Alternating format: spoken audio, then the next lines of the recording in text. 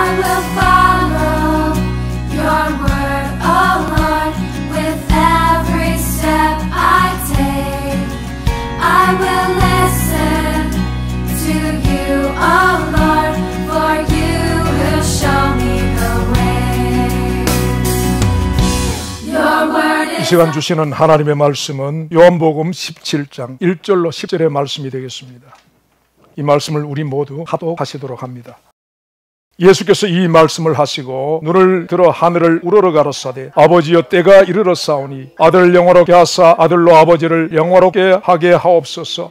아버지께서 아들에게 주신 모든 자에게 영생을 주게 하시려고 만민을 다스리는 권세를 아들에게 주셨음이로소이다. 영생 곧 유일하신 참 하나님과 그의 보내신 자 예수 그리스도를 아는 것이니이다. 아버지께서 내게 하라고 주신 일을 내가 이루어 아버지를 이 세상에서 영화롭게 하였사오니 아버지여 창세전에 내가 아버지와 함께 가졌던 영화로서 지금도 아버지와 함께 나를 영화롭게 하옵소서. 세상 중에서 내게 주신 사람들에게 내가 아버지의 이름을 나타내었나이다. 저희는 아버지의 것이었는데 내게 주셨으며 저희는 아버지의 말씀을 지키었나이다. 지금 저희는 아버지께서 내게 주신 것이 다 아버지께로서 온 것인 줄 알았나이다. 나는 아버지께로서 내게 주신 말씀들을 저에게 주었사오며 저희는 이것을 받고 내가 아버지께로부터 나온 줄을 참으로 아오며 아버지께서 나를 보내신 줄도 믿었사옵나이다. 내가 저희를 위하여 비옵나니 내가 비옵는 것은 세상을 위함이 아니요 내게 주신 자들을 위함이니이다. 저희는 아버지의 것으로소이다. 내 것은 다 아버지의 것이요 아버지의 것은 내 것이온데 내가 저희로 말미암아 영광을 받았나이다. 아멘. 요 며칠 전에 인도에서 우주에 있는 위성을 요격하는 미사일 시험에 성공했다고 발표했습니다. 그러자 이 소식을 들은 미국이 발끈하고 나섰습니다. 그 이유는 그 미사일 시험으로 파괴된 위성의 잔해가 이미 지구 위 공간에 가득한 우주 쓰레기를 수백 개나 더 만들었기 때문이라고 하는 것입니다. 참 이상한 논리입니다. 자기들은 지금까지 수많은 우주의 쓰레기를 만들어 왔으므로 인도가 만드는 것은 용납할 수 없다는 그런 모습입니다. 이것을 우리는 내로남불이라고 하죠. 일본과 하와이 사이에는 한반도 7배 크기의 쓰레기로 만들어진 섬이 있다고 합니다. 사람들이 바다로 흘러보낸 플라스틱이 해를 타고 모여서 쓰레기 섬을 이뤘다고 하는데 그것이 자그마치 한국 땅의 14배나 되는 거대한 대륙의 크기를 만들었다고 합니다. 그 바다의 고기를 먹는 사람들의 몸에는요, 그 고기들이 먹은 미세한 플라스틱이 쌓여가고 있다고 하는 것입니다. 바다에 버린 쓰레기가 이제 사람의 몸에 쌓이고 있는 것입니다. 사람들이 시원하고자 돌린 에어컨과 냉장고의 불연가스가요 우주로부터 쏟아져 들어오는 자외선을 맞아주는 오존층을 파괴시켜 유해한 자외선이 동물과 인간들의 몸에 피부암을 일으키게 하고 있습니다. 사람의 편리를 위해 태운 화석연료가 지구의 온난화를 만들어내어서 남극과 북극의 빙하를 녹여 해수면을 상승시키고 있으며 그래서 저지대의 나라들을 물에 잠기게 만들고 있고 그리고 아프리카 대륙의 사막화를 촉진시켜서 물을 고갈시키고 있으며 그래서 그것을 터전으로 살던 사람들을 생존의 위기로 그리고 동물들을 멸종의 위기로 몰아넣고 있습니다. 개발이라는 이름으로 행해지는 파괴와 사람만을 위한 이기심으로 다른 피조물들의 생명과 그들의 생존의 터전을 유린하고 착시하는 만행을 사람들은 서슴지 않고 있는 것입니다. 이런 사람들의 행태가 이제 자승자박의 결과로 나타나고 있다는 것입니다. 과학자들에 의하면 지구의 온난화는 지구를 사람이 존재할 수 없는 빙하기로 접어들게 하고 있다고 합니다. 여러분, 이처럼 온 세상은 사람들 때문에 고통하고 있습니다. 사람들은요, 자신들이 이 지구와 온 우주의 주인이라고 생각하는 것 같습니다. 그래서 주인된 자신들의 우월함을 가시하고자 사나운 사자들을 사냥합니다. 그리고 노리개와 치장물을 위하여 토끼를 죽여서 상아를 뽑아냅니다. 가죽으로 실내를 장식하려고 호랑이를 죽이고 뿔 달린 머리를 실내에 걸어두려고 사슴을 죽입니다. 자신의 탐욕을 채우려고 전쟁을 일으키고 그리고 파괴하고 학살하고 수탈합니다. 내 것을 가지고 내 마음대로 하는데 왜라고 합니다. 내 땅에서, 내 하늘에서, 내 바다에서 내가 내 마음대로 하는데 어떠냐고 말하고 있습니다. 그렇다면 여러분, 이런 사람들의 잘못된 주인의식은 어디에서 나온 것일까요? 사람들이 다른 동물보다 뛰어난 지능을 가졌다고 그들의 주인이 될 수 있는 것일까요? 사람들이 다른 짐승들보다 뛰어난 능력을 가지고 있기 때문에 주인을 자처할 수가 있는 것일까요? 여러분, 정말 모든 피조세계와 만물들은 누구를 위하여 지어졌고 이 만물들의 진정한 소유주는 누구인 것일까요?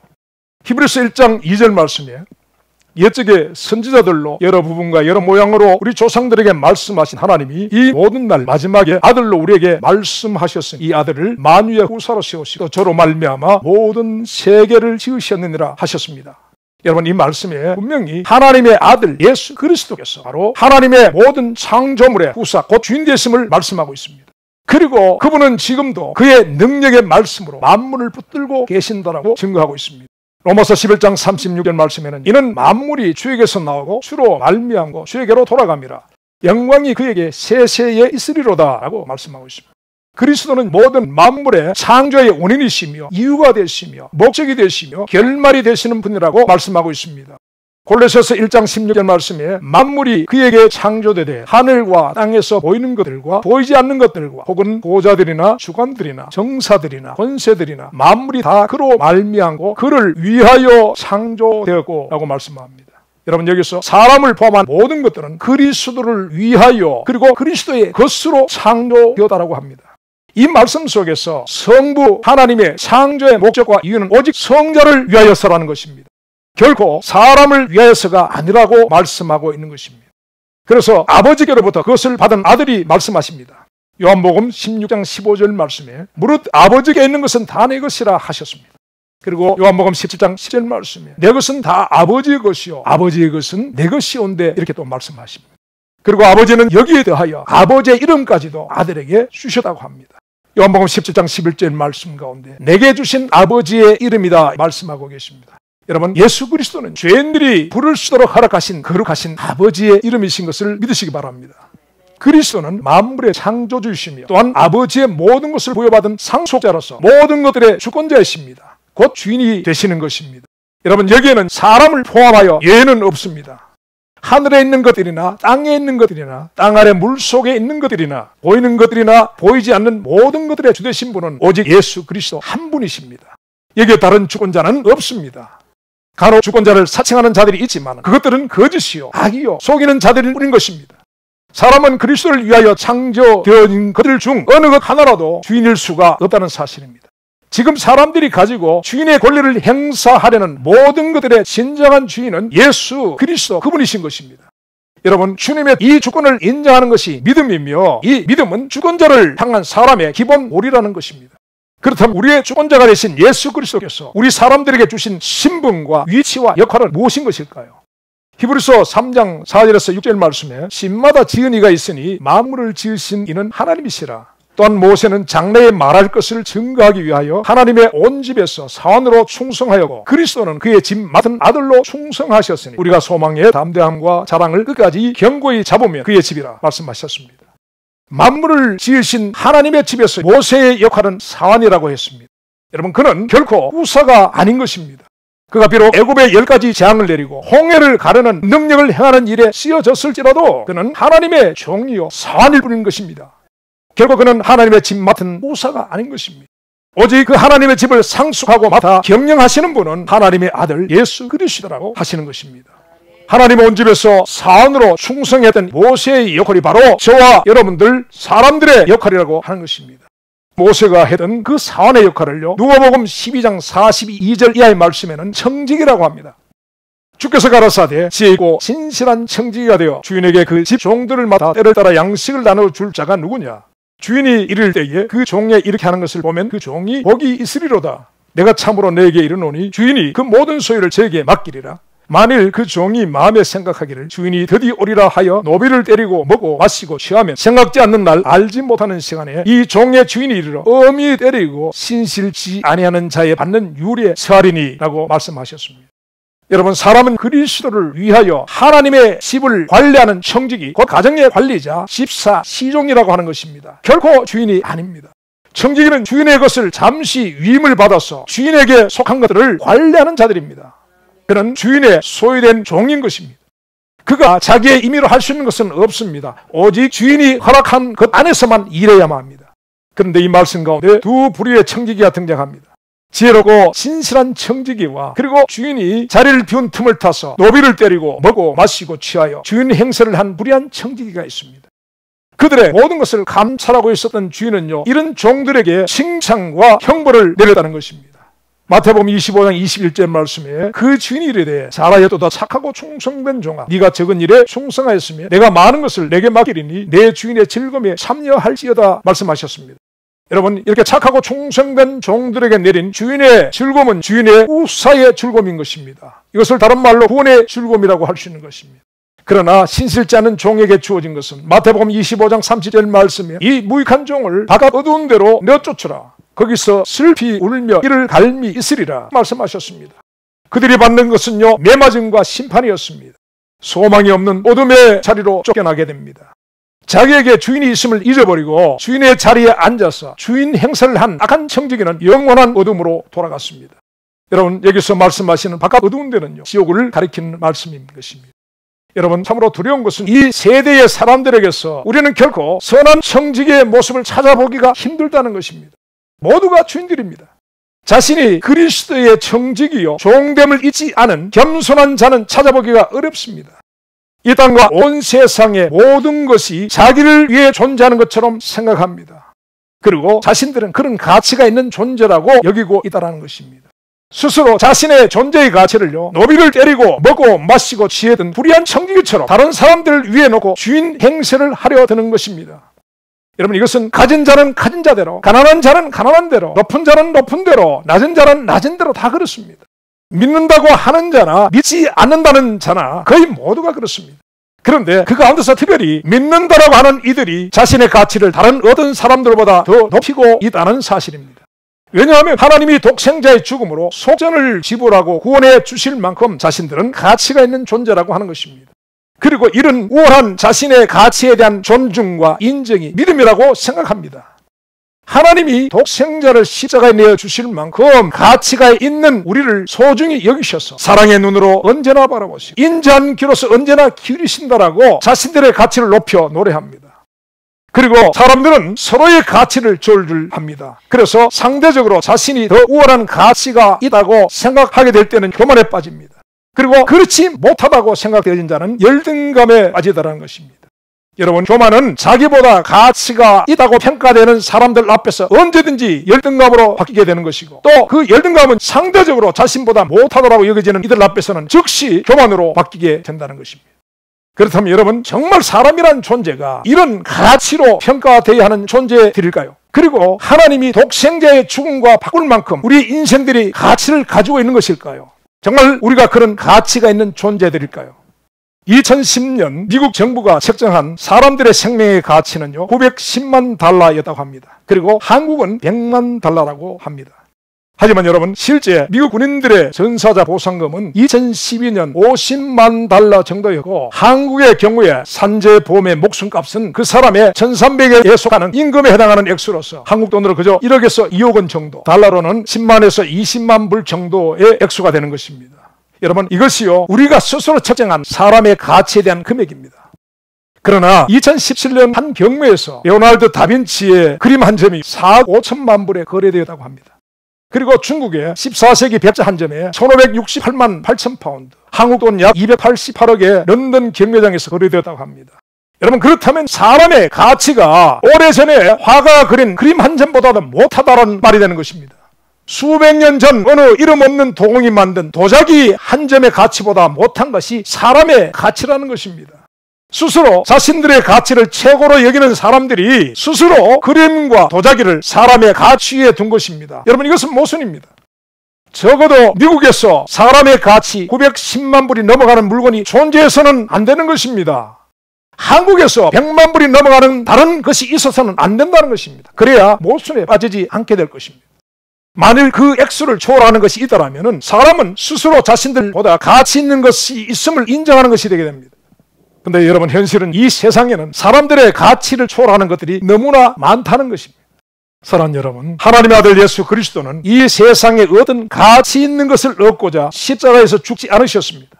이 하나님의 아들 그리스도는 다빈치의 그림 한 점보다 못하고 고대 중국의 도자기 한 점보다 못한 사람의 가치를 얻고자 하나님의 본체이신 자신을 십자가에서 속전으로 지불하시지는 않으셨다고 하는 것입니다. 만약 주께서 이 땅에 있는 사람들이 최고의 가치를 가진 존재이기 때문에 자신을 대속물로 내어주셨다면 그분은 투자를 잘못하신 것입니다. 그렇다면 주께서 잠시 가격 계산을 잘못하신 것이 분명합니다. 다빈치와 중국 도자기에 투자하셨다면 적어도 그분은 사람의 가치보다 더 많은 가치를 얻으실 수가 있으셨을 것입니다. 여러분, 사람이란 존재를 가치적 존재로 여기셨다면 주님은 결코 사람을 위하여 죽지 않으셨다는 것입니다.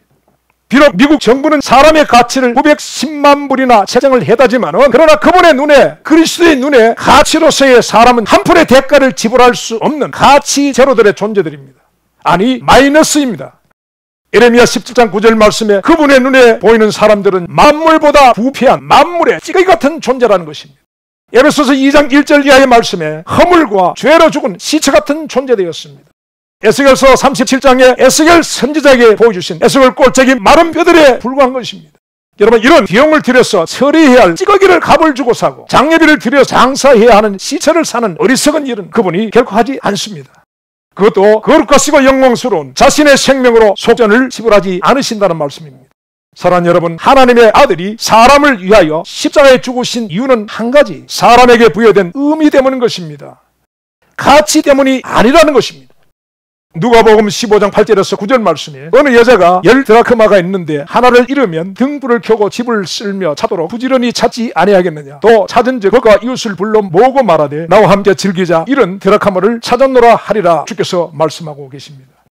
어느 여인이 10개의 드라크마를 가지고 있다가 하나를 잃어버렸다고 합니다. 그래서 얘는 등불을 켜고 집을 쓸며 부지런히 찾다가 마침내 그 은전을 되찾았다고 합니다.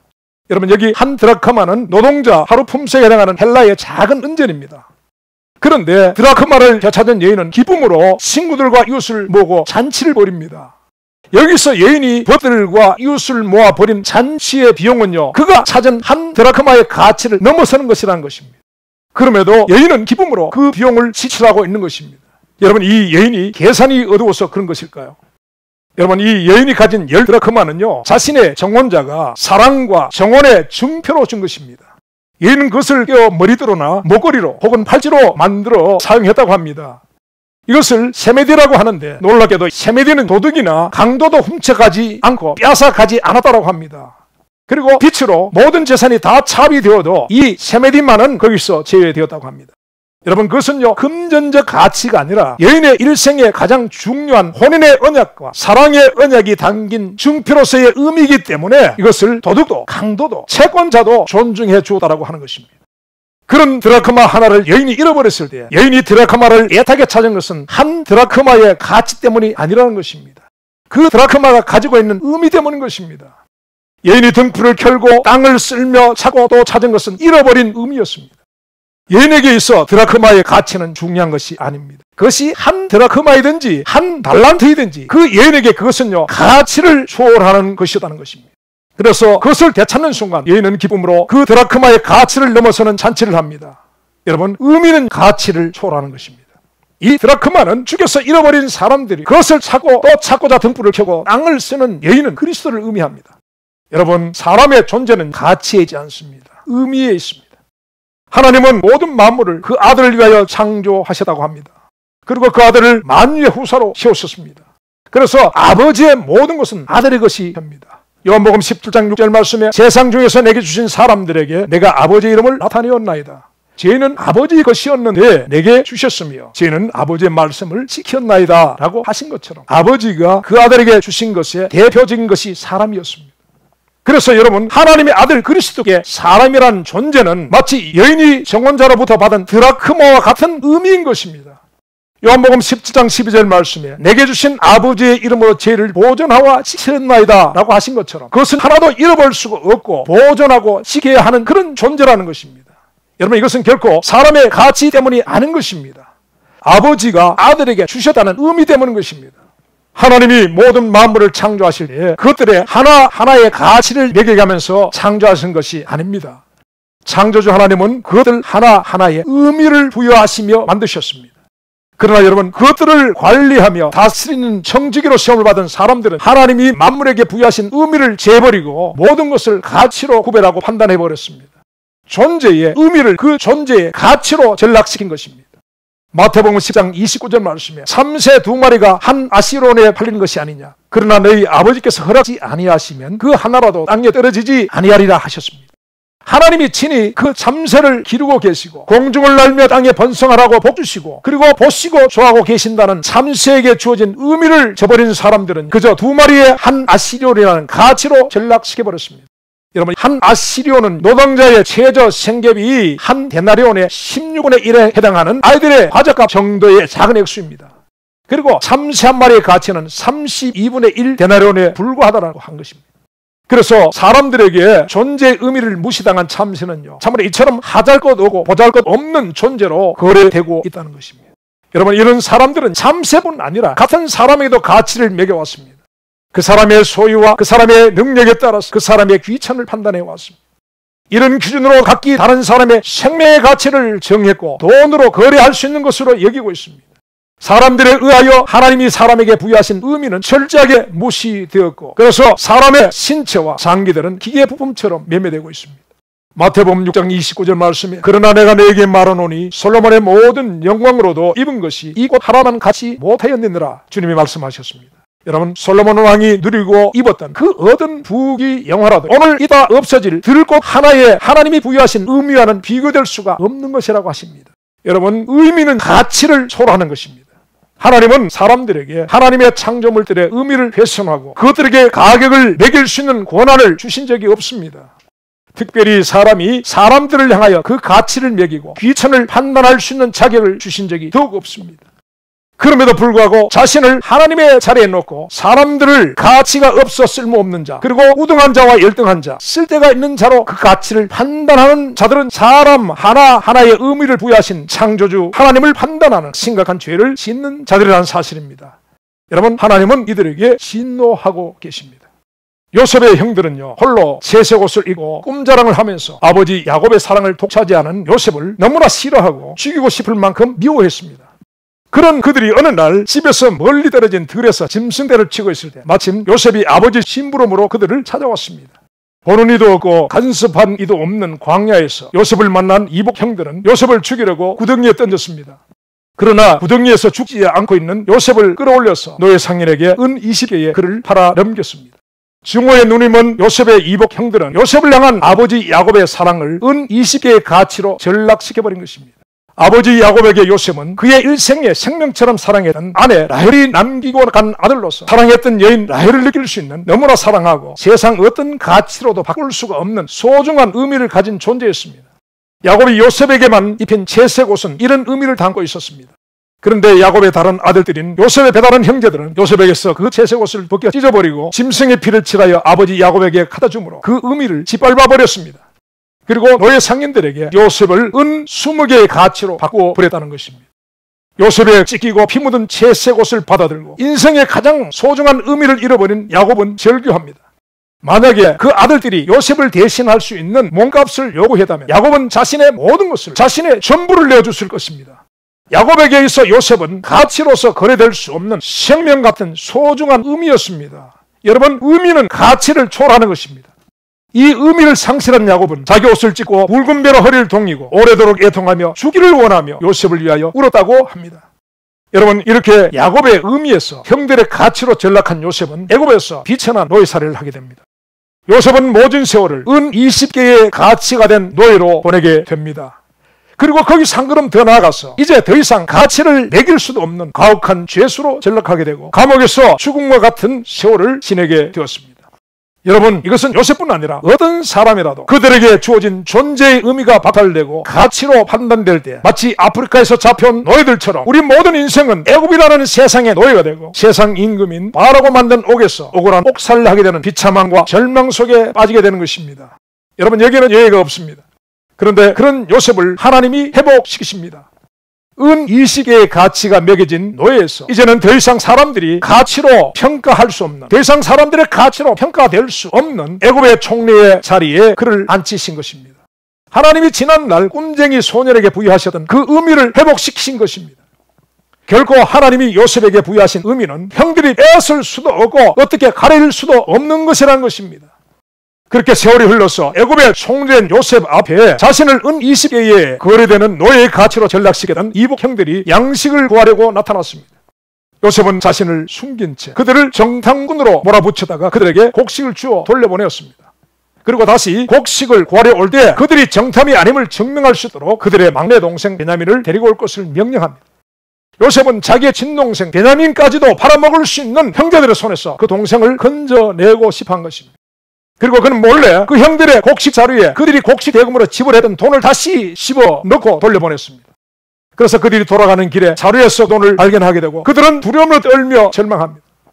그리고 우여곡절 끝에 형들이 다시 곡식을 구하려고 말제 동생 베냐민을 데리고 왔을 때 요셉은 다시 그들의 곡식 자루에 돈을 집어넣고 특별히 베냐민의 자루에 은잔을 집어넣어 그들을 억류합니다. 이 자루 속에 그들의 곡식 대금을 다시 집어넣고 그리고 자신의 은잔을 베냐민의 곡식 자루에 집어넣는 이 요셉의 행동이 의미하는 바가 무엇일까 생각하게 됩니다. 양식을 사러 온 요셉의 형들에게 이 곡식은 그들의 생명이었습니다. 세상 모든 곳에 흉년이든 가운데서 애굽에서만 구할 수 있는 이 곡식은 그들이 곡식의 대가로 지불했던 돈의 가치를 초월하는 생명의 의미를 가진 것이었습니다. 여기서 요셉은 형들에게 그들의 동생이요 가족이라는 소중한 의미를, 아버지의 사랑하는 아들이라는 의미를 가진 요셉을 돈이라는 것으로 가치를 매겨서도 안 되는 것이고 그 의미를 가치로 팔아서도 안 되는 것이고 그 의미를 훼손해서도 안 되는 것임을 말하고 싶어 합니다. 그리고 그 잃어버린 의미는요, 그들이 가진 어떤 가치로도 다시 되찾을 수가 없음을 암시하고 있는 것입니다. 그래서 요셉은 그들이 지불한 돈을 거절하고 곡식 자루 속에 그들이 지불한 돈을 돌려주므로 형들에게 무언으로 그것을 웅변하고 있는 것입니다. 요셉은 분명히 그들에게 노하여 있었습니다. 형들에 의해 만들어졌던 비천한 노예와 죄수의 절망의 흔적이 요셉의 마음에 회복되기 힘든 상처를 남기고 있었던 것입니다. 요셉은 자신을 대하고 할 때에 가장 극렬하고 잔혹하게 했을 것이 분명한 시몬을 이미 오랜 시간 옥에 가둬놓고 있었습니다. 짐작한데 요셉을 죽이려고 구덩이에 밀쳐놓은 장본인이 시몬으로 보여집니다. 여러분, 시몬은 잔혹한 사람이었습니다. 창세기 34장에 그는 레위와 함께 세겜성의 모든 사람을 할례를 받도록 해놓고 움직일 수 없는 그 사람들을 칼로 잔해했던 사람이었습니다. 야곱은 그 두 아들의 잔혹한 행위에 진지를 쳤었습니다. 야곱이 그들에게 남긴 유언에도 그들을 잔해하는 기계라고 말하고 있는 것을 볼 수 있습니다. 그런 시므온과 레위가 그날 요셉에게 어떻게 했는지 비로소 짐작이 되는 것입니다. 그래서 요셉이 시므온을 옥에 가두고 있음이 시사하는 바는 무겁습니다. 요셉은 의롭고 사려 깊은 사람이지만 그러나 자신을 원수로 대하며 행했던 그들의 악행으로 상해진 마음이 그것을 달래줄 형들의 잘못의 인정과 회개 없이 일방적인 용서를 향할 수는 없는 것이었습니다. 그리고 그와 형들 사이에는 그의 상한 마음을 달래줄 중보자가 필요했었습니다.